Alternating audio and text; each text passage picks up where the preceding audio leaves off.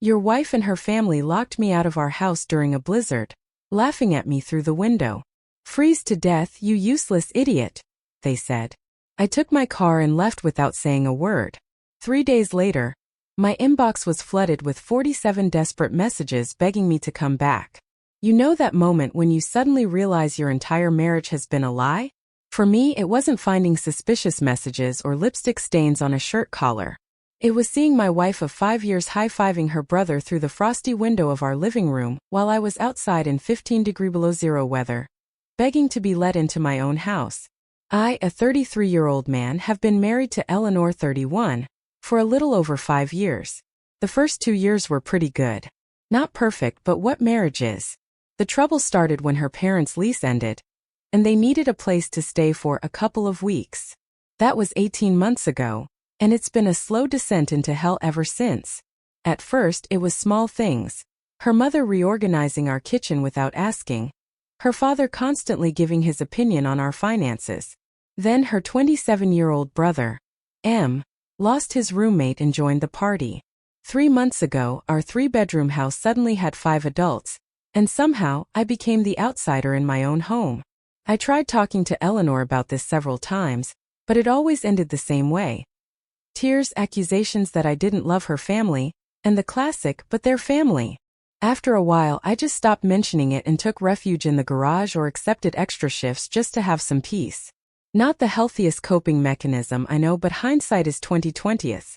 Anyway, last Thursday was when everything came to a head.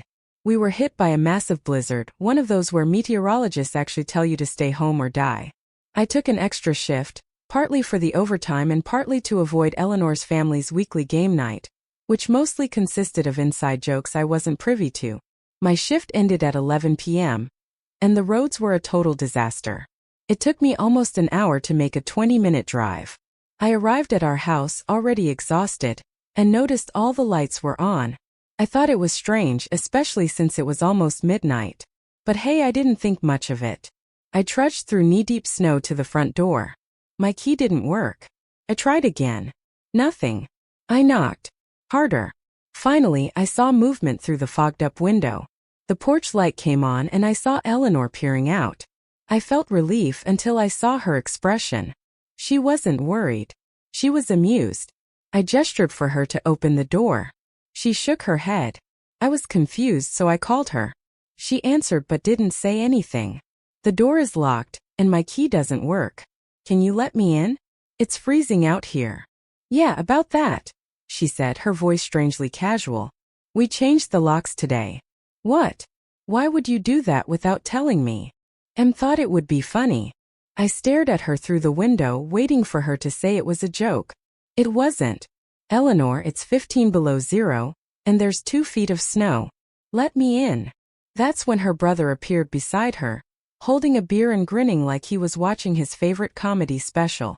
Sorry, bro, he said, loud enough for me to hear through the glass. No losers allowed tonight. Family meeting only. I stood there completely stunned. I looked at Eleanor, expecting her to say something, to intervene, to tell her brother to shut up, to just open the damn door. Instead, she laughed. She actually laughed. Her parents appeared behind them, both with smirks. Her father raised his wine glass in a mock toast. Eleanor, I said, my voice shaking, partly from the cold and partly from rage. This isn't funny. Open the door. Right now. Maybe you should go stay with one of your friends, she suggested, as if she were telling me to pick up milk from the store. We're having a family meeting about the house situation. I am family. I'm your husband, and this is my house too. That's when M leaned closer to the window, his breath fogging the glass, and said the words I'll never forget. Freeze to death, you useless idiot. Eleanor didn't defend me. She didn't look ashamed. She just nodded and laughed. Then she actually high-fived him.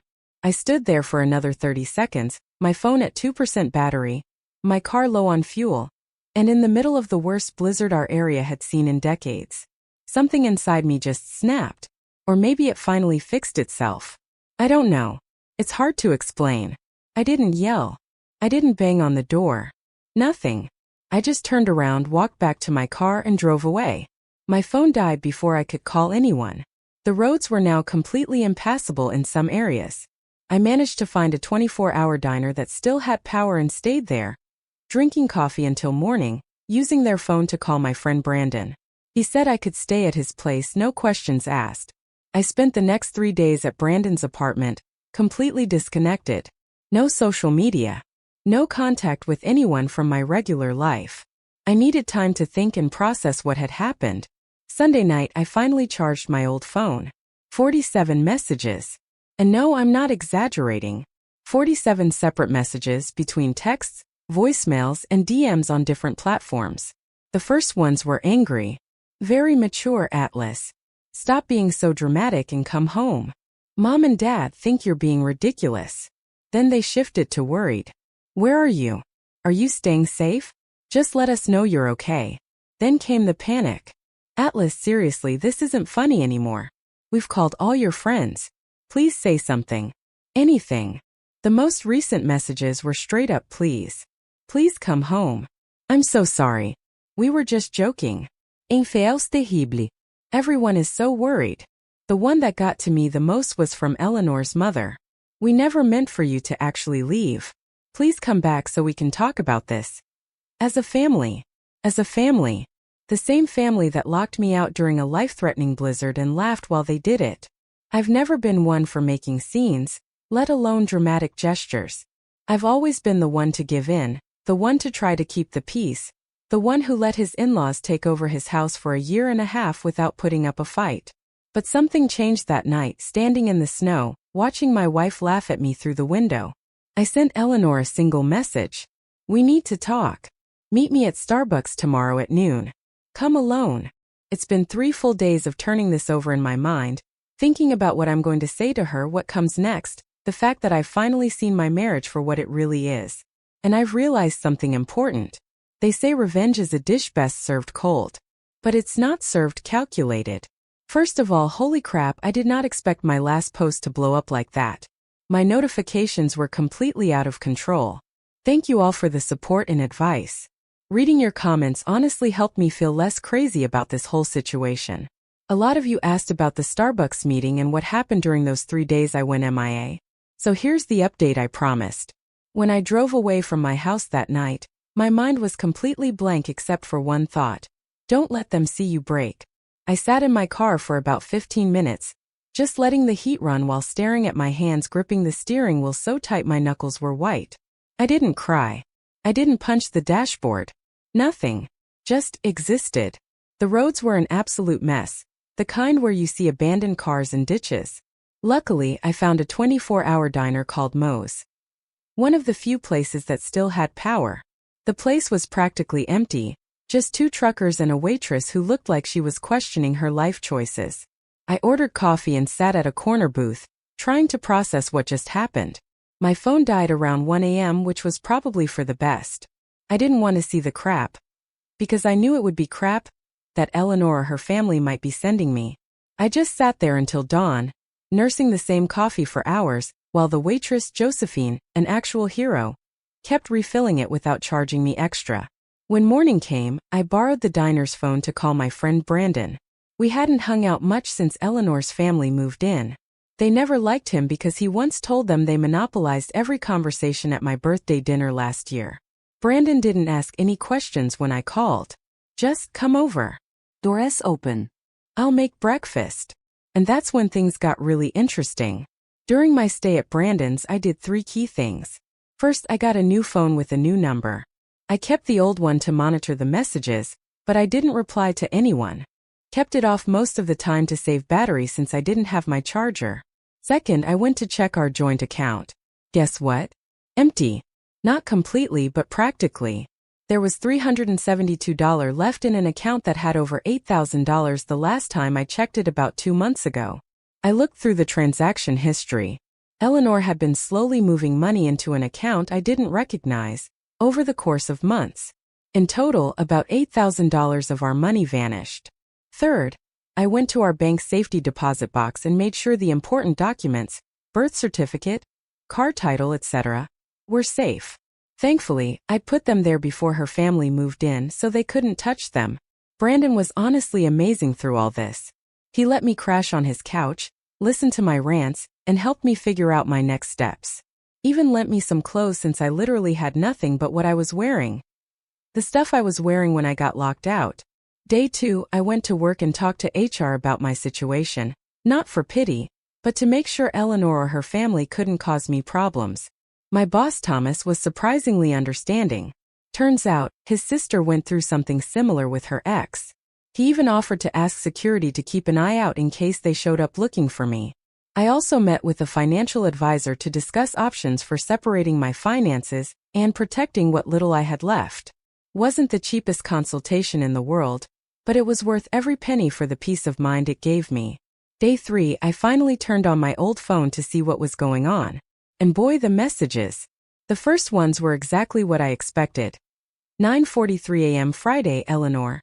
Very mature, Atlas. When are you coming home? 11 a.m. Friday, Eleanor. Mom and Dad think you're being ridiculous. Em says he was just joking.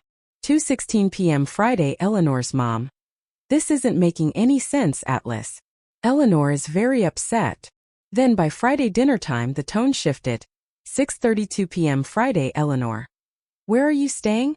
At least let us know you're safe. 7:14 p.m. Friday, Eleanor.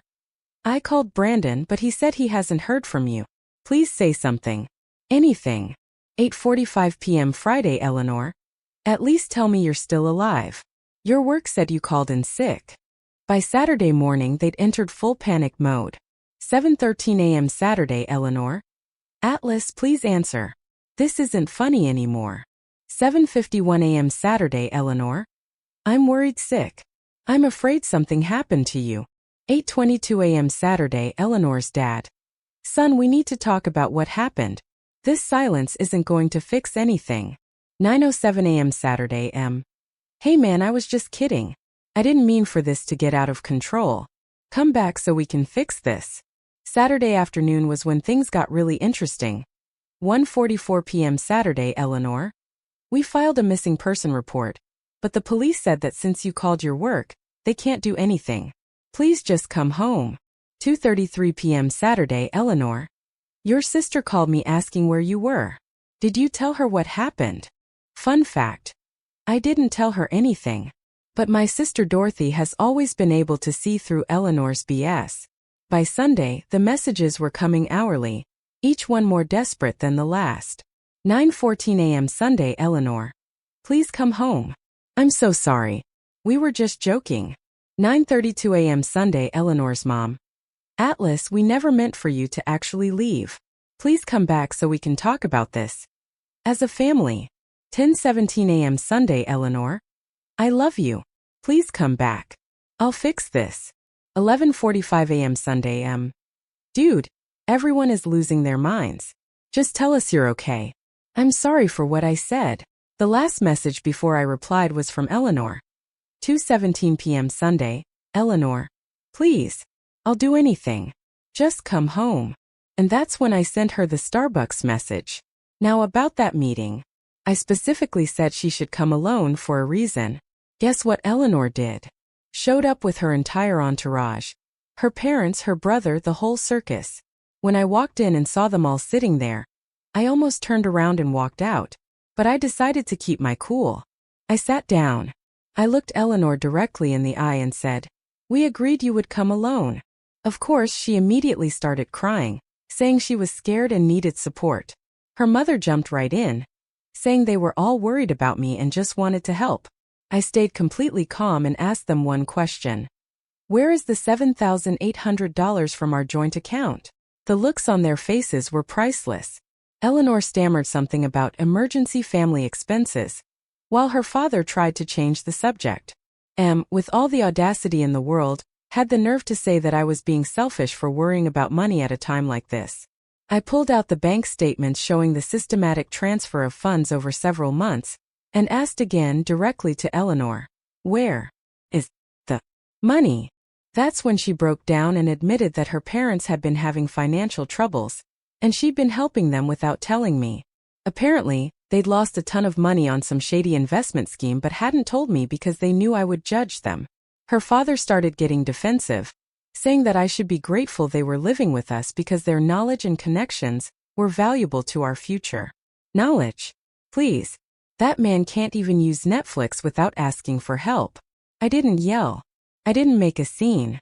I simply stated that I wanted all the money returned within 48 hours, that everyone needed to be out of the house within a week, and that Eleanor needed to start couples therapy with me if we were going to have any chance of salvaging our marriage. Her mother actually scoffed and said, "We're not going anywhere. That house is as much ours as it is yours. Get over it." That's when I pulled out my ace in the hole. I took out my phone and showed them the video I recorded the night they locked me out. Yep, I had the presence of mind to record the last minute or so before my phone died.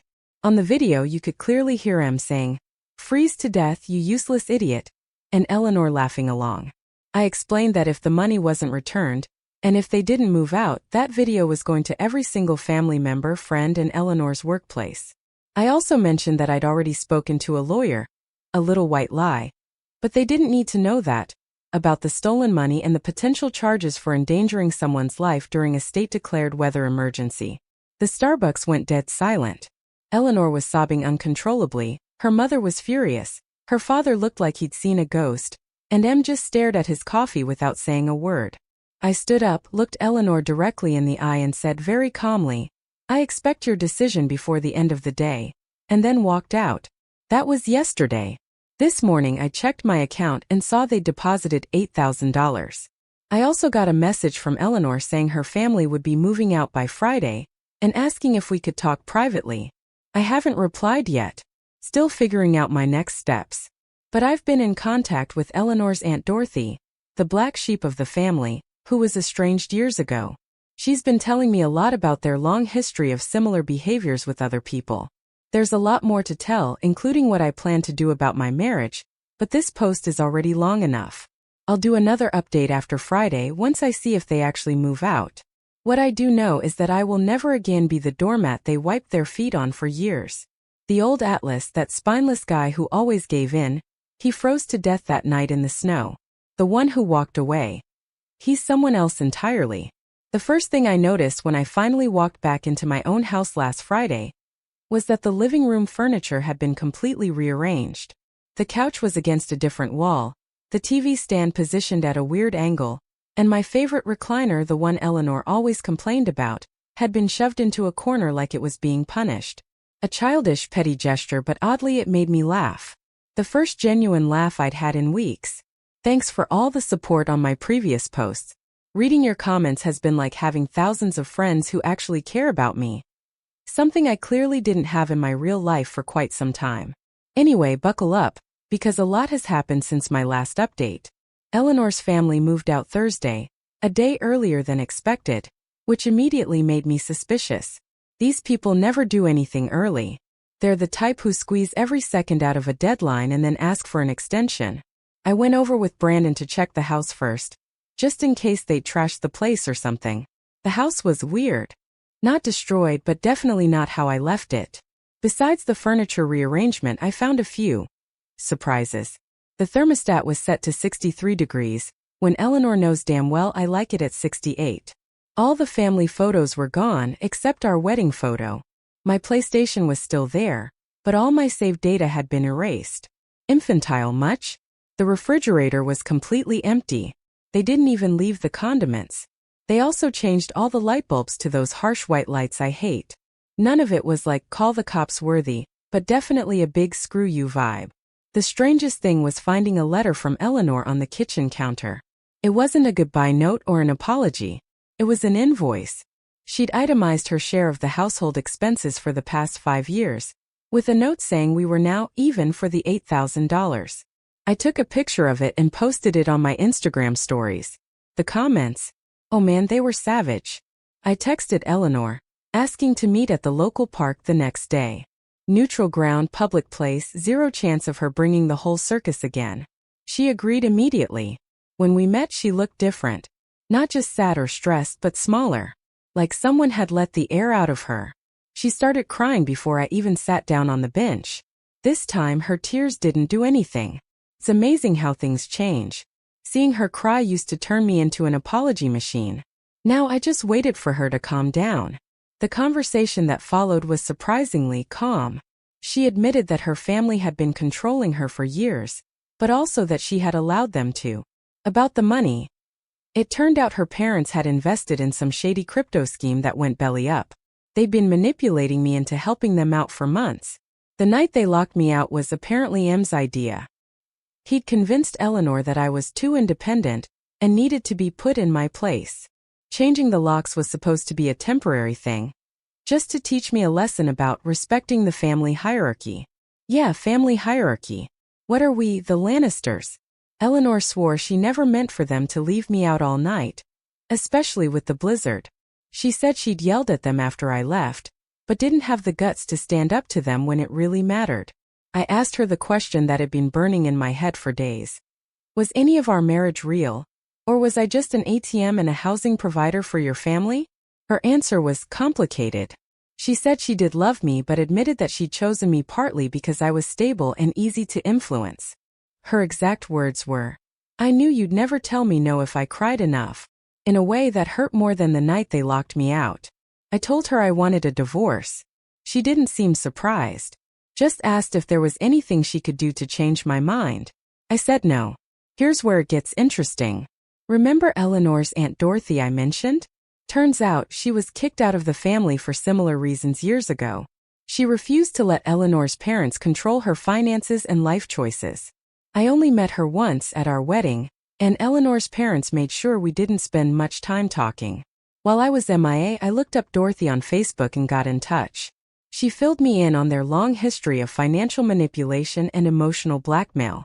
What happened to me wasn't an isolated incident. It was their MO. Dorothy suggested something brilliant. Confront them all at once during their big monthly family dinner. Turns out, she'd been talking with some extended family members who were also fed up with Eleanor's parents' manipulations, but had been too afraid to speak up. So last Sunday, I showed up unannounced at Eleanor's grandparents' house, right in the middle of their monthly family dinner. Dorothy came with me for moral support. The look on everyone's faces when we walked in together was priceless. Eleanor's mom literally choked on her wine, her dad went pale, and M tried to leave, but his girlfriend, who I'd always liked, made him stay. I didn't yell. I didn't make a scene. I just calmly laid it all out. The lockout, the stolen money, the years of manipulation. Then I played the video of them laughing at me in the snow. After that, Dorothy shared her story, which eerily mirrored mine. The extended family had no idea about any of this. Eleanor's grandparents were horrified. Their cousins furiously typed on their phones, probably updating the family group chat in real time. Their Uncle Robert even stood up and shared that he'd been through similar treatment years ago, but thought he was the only one.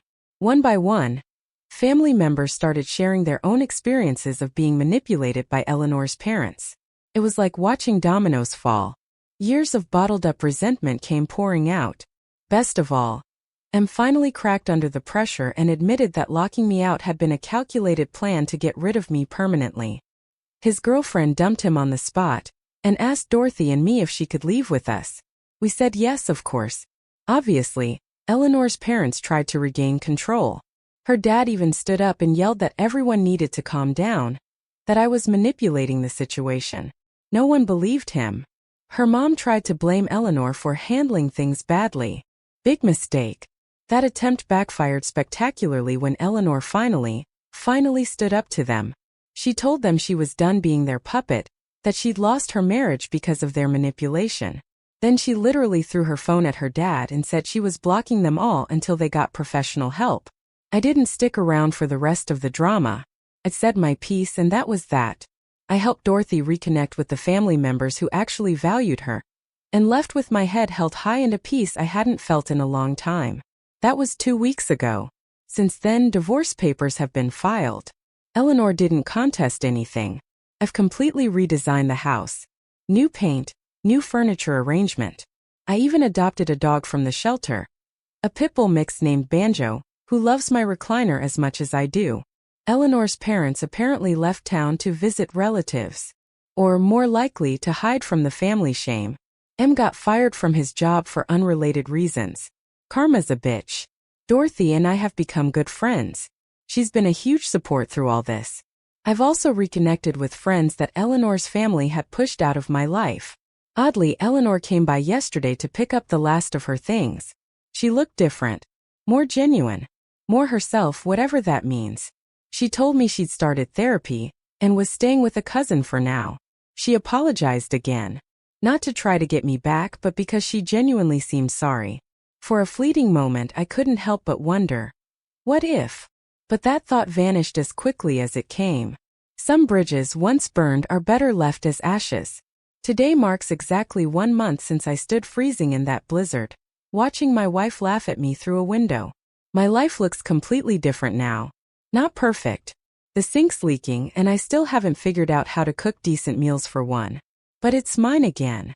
Whatever comes next, we'll see. But for the first time in years, I'm actually looking forward to finding out.